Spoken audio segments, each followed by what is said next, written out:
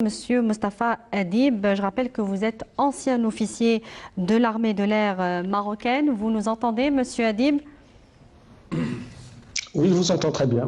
Alors, je rappelle pour nos amis téléspectateurs que vous avez été séquestré et emprisonné à la prison de Salé au Maroc pendant 2 ans et demi après avoir dénoncé des faits de corruption avérés dans la hiérarchie militaire marocaine et qui s'est acharné par la suite sur vous après avoir arrêté les coupables.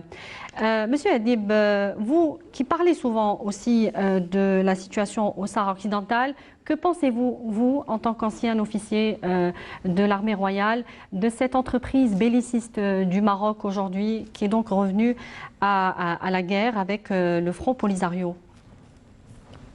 Alors, je vais rebondir sur vos propos de tout à l'heure où vous disiez que c'était un résidu du colonialisme, et je préfère éclairer une chose là-dessus, Oui. c'est que contrairement au Sahara occidental, à l'Algérie et à la Mauritanie qui ont été bel et bien colonisés par la France, le Maroc il n'a jamais été colonisé. Et ça, c'est une clé de voûte pour résoudre ce problème.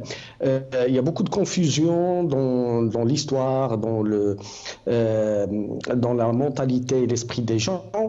Le Maroc, il n'a jamais été colonisé.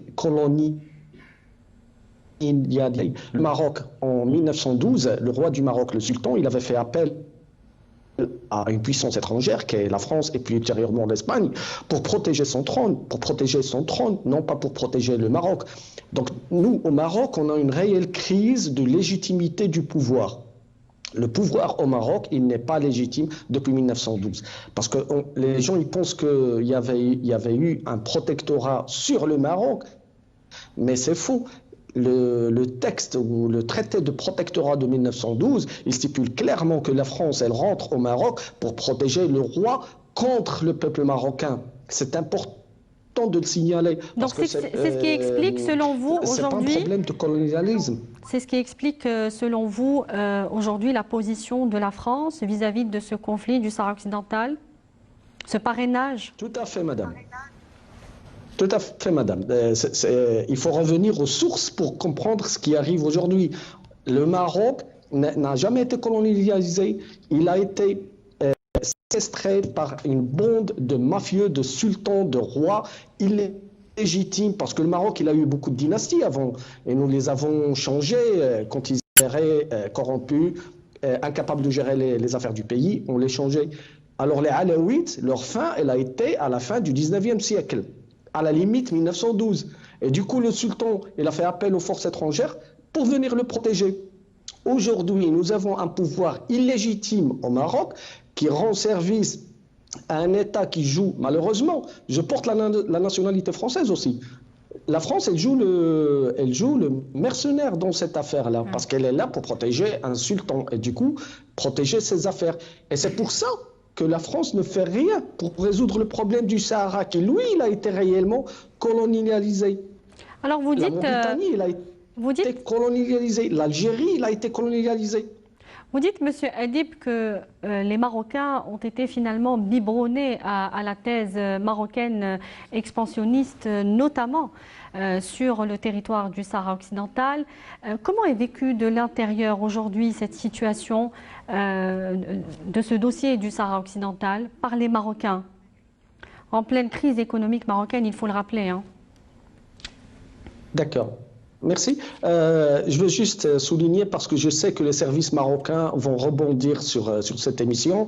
Ils vont dire que je n'ai pas dit biberonné. Alors, je précise que je l'avais dit à vous avant le début de l'émission. C'était au cours de nos discussions avant. Donc, effectivement, je confirme que les Marocains, ils ont été biberonnés et allaités à cette fausse thèse, à ces mensonges, à cette propagande dès leur naissance. Le Marocain, il est endoctriné, il est matraqué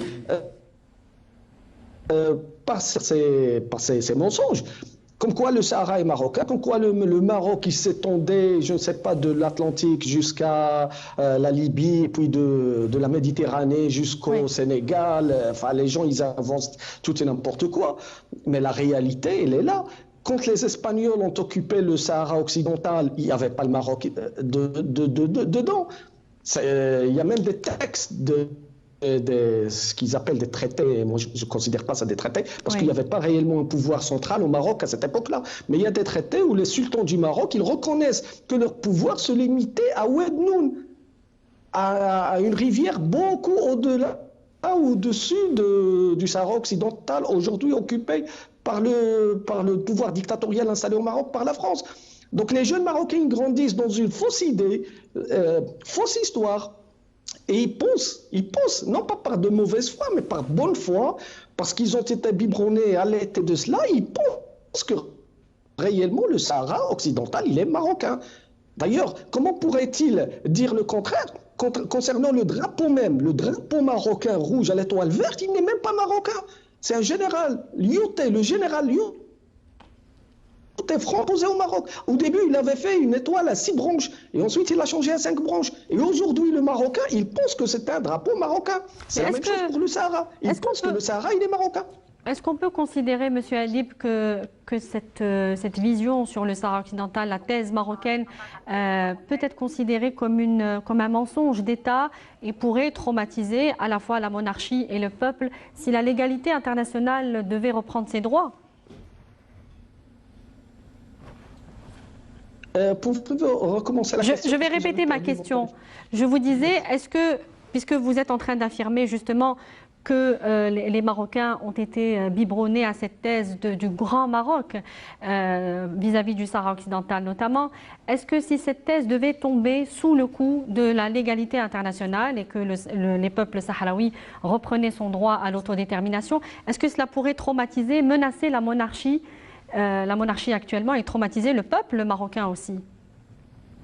Tout à fait. Alors, pour le trauma du peuple marocain, vu la situation économique que vit le peuple marocain, où analphabétisme, illettrisme, pauvreté, prostitution, non pas prostitution de luxe, mais prostitution par besoin, tout ce que vit le Maroc aujourd'hui, je ne pense pas que la perte du Sahara occidental va le traumatiser. Par contre, pour la monarchie et pour le devenir et le futur de la monarchie au Maroc, oui, ça va être un coup fatal pour la monarchie au Maroc. C'est pour ça qu'elle s'y attache bec et ongle, c'est pour ça qu'elle fait tout ce qu'elle peut, y compris faire passer les budgets, on le verra, hein, là le budget de 2021, il a été déjà décidé, mais il va revoir des modifications pour pouvoir permettre à l'armée marocaine d'avoir un minimum de ressources pour pouvoir faire illusion qu'elle défend le Sahara et que le Sahara il restera marocain jamais. La monarchie, elle est prête aujourd'hui au Maroc à sacrifier le Maroc et à sacrifier les Marocains pour que le Sahara reste occupé par le Maroc parce que c'est une question de vie ou de mort pour la monarchie marocaine.